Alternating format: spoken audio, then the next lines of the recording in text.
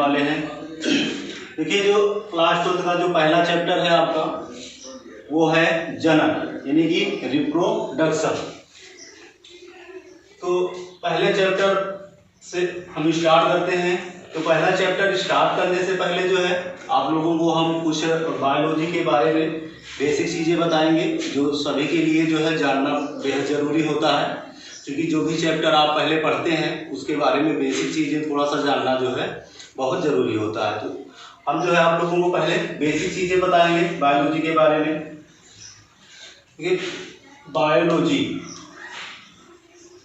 जिसको हम हिंदी में जीव विज्ञान कहते हैं, जीव विज्ञान। ये बायोलॉजी जो शब्द है वो ग्रीक भाषा के शब्द से लिया गया है। ग्रीक भाषा शब्द से लिया गया है जो बायोलॉजी शब्द है, और यह दो शब्दों से मिलकर बना होता है। दो शब्दों से मिलकर बना होता है।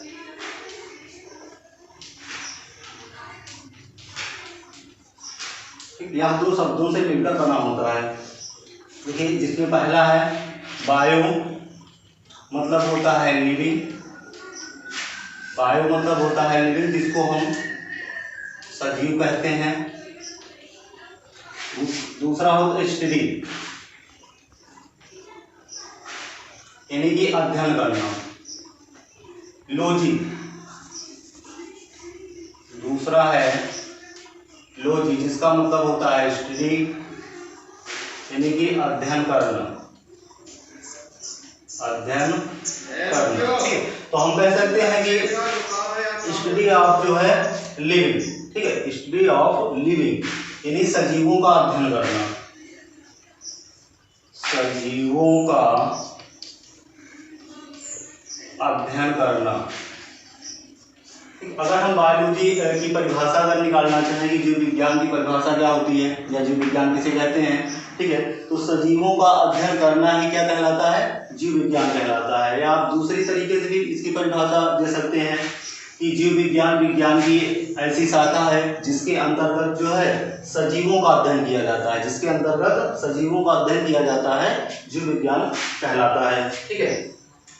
अब देखिए जीव विज्ञान जो शब्द है उसको सबसे पहले इस वैज्ञानिक ने दिया था। देखिए दो वैज्ञानिक हैं। जीव विज्ञान जो शब्द है इसको सबसे पहले दो वैज्ञानिकों ने इसका नाम दिया था।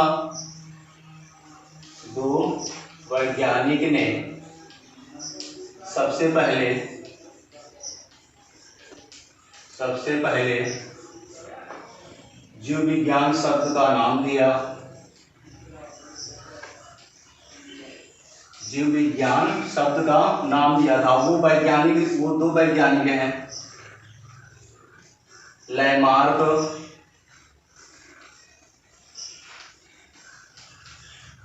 पहले कौन है, लैमार्क हैं। दूसरे हैं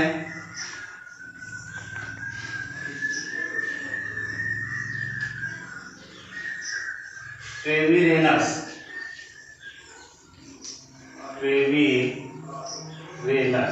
ठीक, ये दो वैज्ञानिक हैं लैमार्क और ट्रेवीरेनस। इन्होंने सबसे पहले जो है जीव विज्ञान शब्द का जो है सबसे पहले इन्होंने नाम दिया था।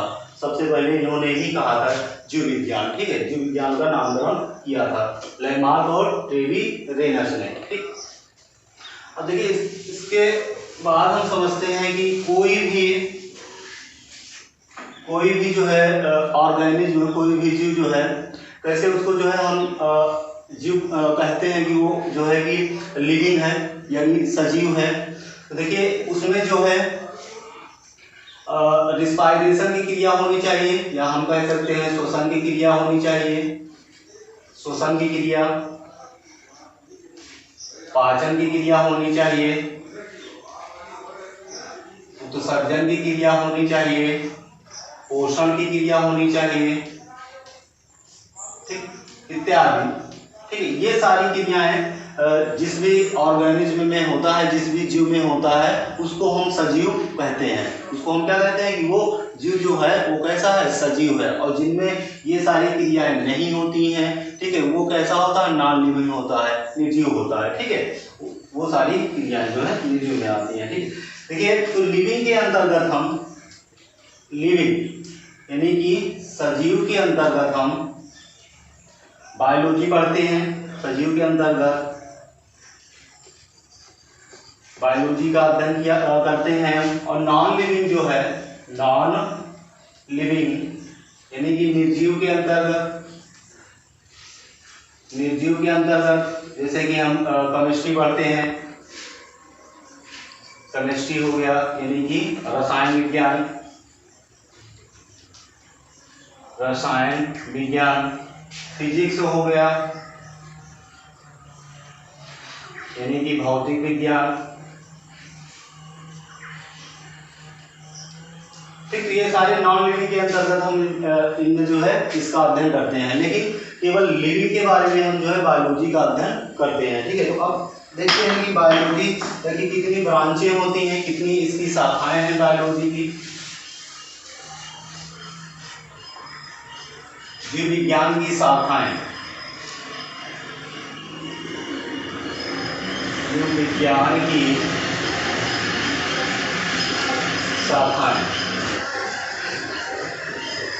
जीव विज्ञान की शाखाएं, वैसे तो इसकी शाखाएं जो है 55 से भी अधिक इसकी शाखाएं हैं, 55 से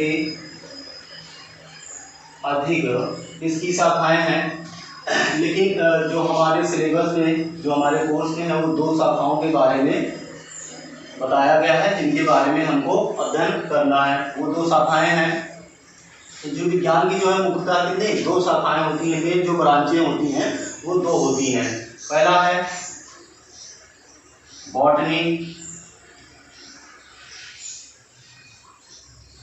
इसको हम वनस्पति विज्ञान कहते हैं,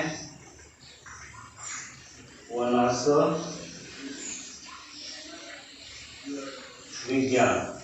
विज्ञान। दूसरा है जूलॉजी, इसको हम जीव विज्ञान कहते हैं, हिंदी में इसको जीव विज्ञान कहते हैं, जूलॉजी। ठीक है, तो इन्हीं दोनों के बारे में हमको पढ़ना है। पहले समझते हैं बॉटनी के बारे में, भाई बॉटनी क्या होता है, उसके बाद जूलॉजी के बारे में कुछ बेसिक चीजें समझते हैं। तो बॉटनी के बारे में, यदि वनस्पति विज्ञान किसे कहते हैं, ठीक है, तो हम कह सकते हैं कि study of plants, study of plants यानी कि पौधों का अध्ययन करना। ठीक है, यानी पेड़ पौधों का अध्ययन करना, पेड़ पौधों का अध्ययन करना।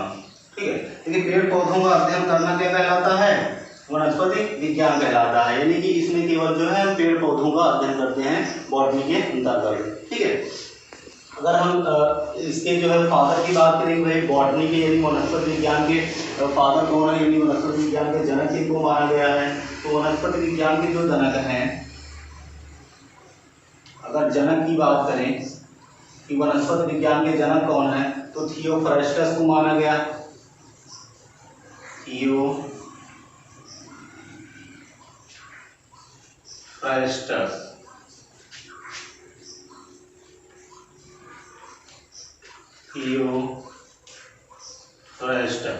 ठीक, तो वनस्पति विज्ञान के जो जनक हैं वो कौन है, थियोफ्रास्टस है। अगर बात करें जो है कि भाई थियोफ्रास्टस को ही वनस्पति विज्ञान का जनक क्यों माना गया, और काफी सारे वैज्ञानिक थे उनको क्यों नहीं माना गया कि वनस्पति विज्ञान के वो जनक हैं, केवल थियोफ्रास्टस को ही क्यों माना गया, ये जो है वनस्पति विज्ञान के जनक हैं। तो जाहिर सी बात है कि बॉटनी के क्षेत्र में, यानी वनस्पति विज्ञान के क्षेत्र में इन्होंने काफी अच्छा योगदान किया होगा, काफी अच्छा बेहतर किया होगा। तो हम समझते हैं, देखिए थियोफ्रास्टस ने क्या किया था, तो थियोफ्रास्टस ने सबसे पहले एक पुस्तक लिखी थी, उस पुस्तक का नाम है, थियोफ्रास्टस ने सबसे पहले एक पुस्तक लिखी थी, द हिस्टोरिया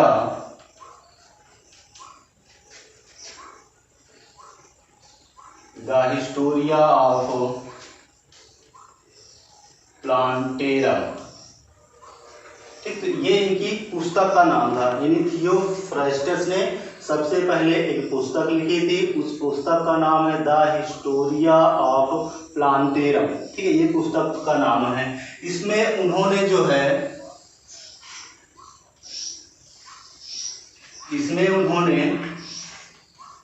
500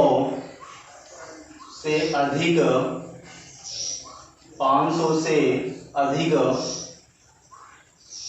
पेड़ पौधों,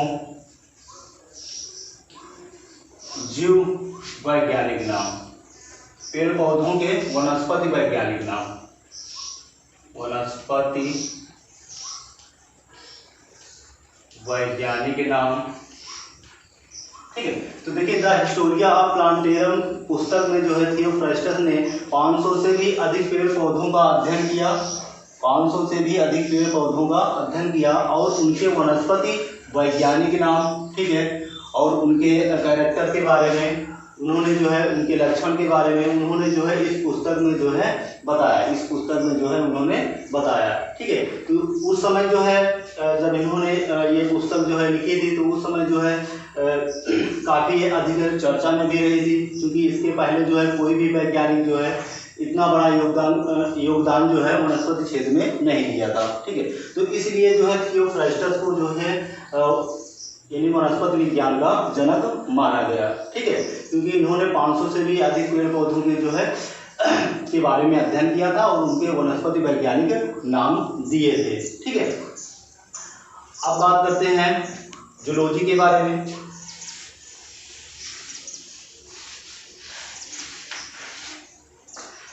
जूलॉजी के बारे में देखिए,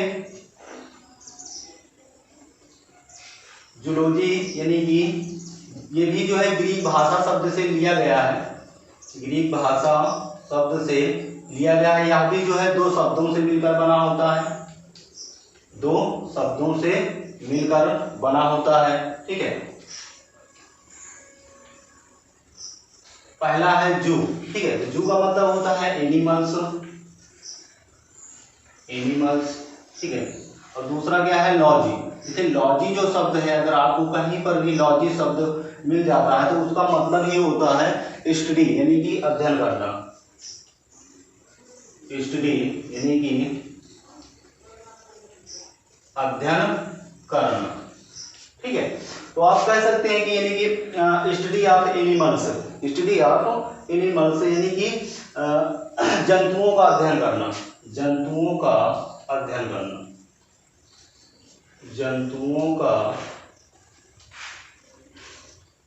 अध्ययन करना। ठीक, तो जंतुओं का अध्ययन करना क्या कहलाता है? जीव विज्ञान कहलाता है, यानी कि जंतु विज्ञान। सॉरी, जीव विज्ञान नहीं रहेगा, यहाँ पर जंतु विज्ञान रहेगा। जंतु विज्ञान या इसको हम प्राणी विज्ञान भी कहते हैं, प्राणी विज्ञान। ठीक है, जूलॉजी मतलब जंतु विज्ञान या प्राणी विज्ञान। इसमें केवल जो है जंतुओं के बारे में अध्ययन किया जाता है, यानी जंतुओं का अध्ययन करना जो है क्या कहलाता है? जंतु विज्ञान या प्राणी विज्ञान कहलाता है। अगर बात करें जो है कि जूलॉजी के फादर कौन है? Father of zoology, father of zoology यानी कि जंतु विज्ञान के जनक, जंतु विज्ञान के जनक किनको माना गया? तो अरिस्टोटल को माना गया।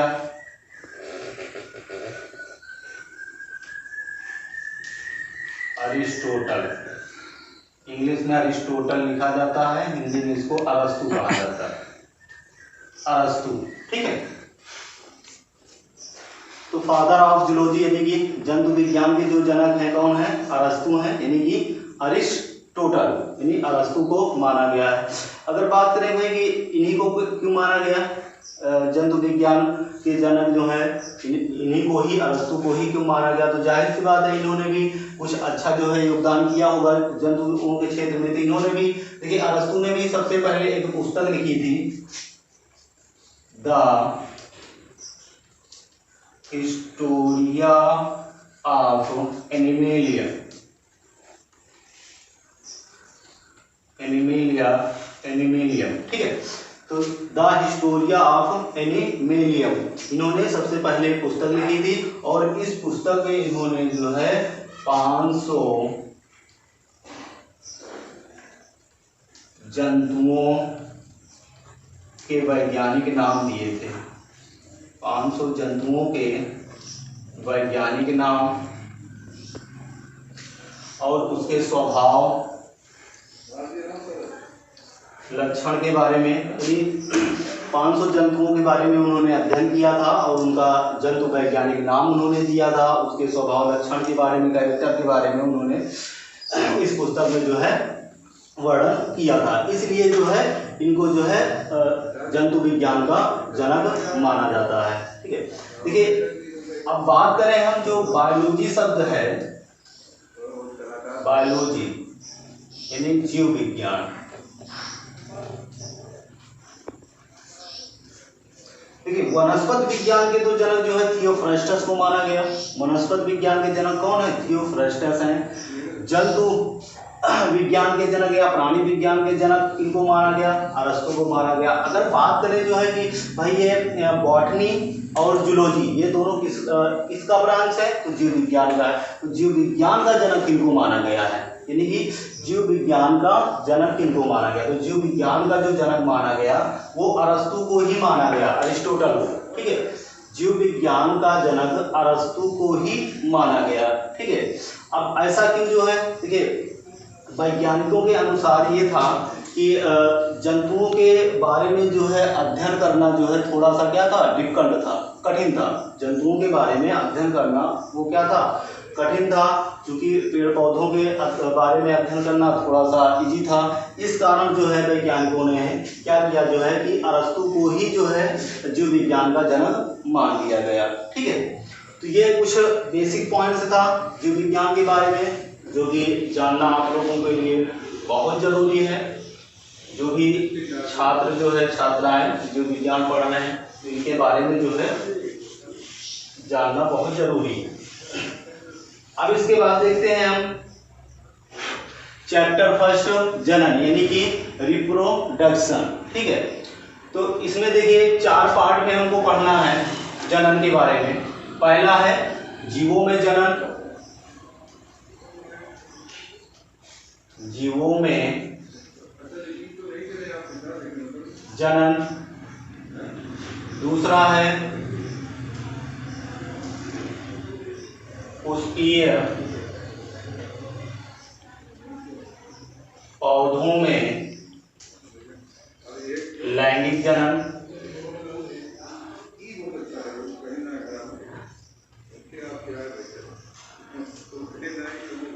मानव जनन।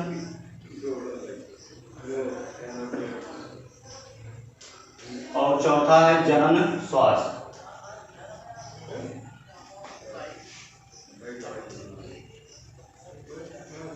जनन स्वास्थ्य। तो यानी कि चैप्टर फर्स्ट जनन यानी कि रिप्रोडक्शन, इसमें क्या क्या चीजें हमको पढ़ना है। ठीक है, पहला क्या है, जीवों में जनन है। दूसरा है पुष्पीय पौधों में लैंगिक जनन है। और तीसरा है मानव जनन के बारे में। ठीक है, और जनन स्वास्थ्य के बारे में। तो ये 4 हैं। ठीक है, देखिए अब इसमें से जो है कि 30% जो है, देखिए कोरोना की वजह से जो है आपका जो पूरा सिलेबस है, ठीक है, उसमें से 30% जो है क्या किया गया है, सिलेबस काटा गया है। उसमें से 30% जो है पूरे सिलेबस से 30% जो है सिलेबस जो है आपका काटा गया है, जिसमें से जो है जीवों में जनन ये भी काटा गया है। ठीक है, हम जैसे आपको पूरा पढ़ाते रहेंगे, हम बताते रहेंगे कौन कौन सा जो है 30% में जो है काटा गया है और उसको हमको अभी नहीं पढ़ना है। ठीक है, तो जिसमें से है जीवों में जनन। ठीक है, ये काट दिया गया है, ये आपके जो है सिलेबस में अभी नहीं है। ठीक है, तो अब बचते हैं 3 ऑप्शन। ठीक है, क्या है, पुष्पीय पौधों में लैंगिक जनन के बारे में, ठीक है, और मानव जनन के बारे में, और जनन स्वास्थ्य के बारे में। तो ये तीनों आपको पढ़ना है।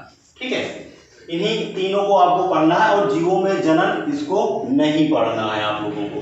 ठीक है, तो जनन में पहला है पुष्पीय पौधों में लैंगिक जनन। पुष्पीय पौधों में लैंगिक जनन। पुष्पीय पौधों में लैंगिक जनन। तो इसके बारे में हम पढ़ेंगे, पुष्पीय पौधों में लैंगिक जनन के बारे में। इसमें जो है सबसे पहले इसकी संरचना के बारे में हम पढ़ेंगे, इसकी संरचना बनाएंगे, संरचना के बारे में पढ़ेंगे, ठीक है। और बाकी पूरा डिटेल से हम इसके बारे में अध्ययन करेंगे। इसको हम अगले वीडियो में आप लोगों को पढ़ाएंगे। तो आज बेसिक कॉन्सेप्ट ही रखते हैं, ठीक है। इसके अगले वीडियो में हम पुष्पीय पौधों में लैंगिक जनन से हम स्टार्ट करेंगे आप लोगों को। Thanks for watching video. अगर ये वीडियो आप लोगों को अच्छा लगे, इसको अधिक से अधिक लोगों को शेयर कीजिए।